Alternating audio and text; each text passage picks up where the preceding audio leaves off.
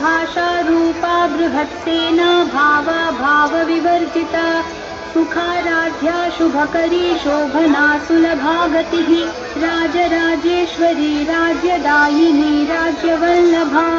राजकृपा राजपीठ निवेशित निजाश्रिता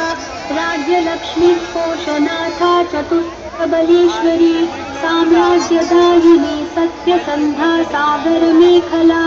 दीक्षिता दैत्यशमनी सर्वलोकवशङ्कयतदम्भोलिर्मृत्युदारु कुठारिका महेश्वरी महाकाली महाग्रासा महाशना अपर्णा चण्डिका चण्डमुण्डा सुरनिषूदिनी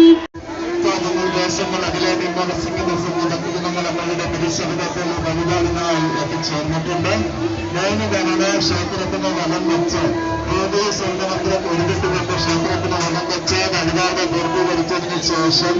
ആദിയുടെ മത്സ്യത്തിലേക്ക് അപ്പനെ നിഷേധിക്കുവാൻ ശ്രദ്ധിക്കുക. मणिपूरान्तरुदिता विष्णुग्रन्थिविभेदिनी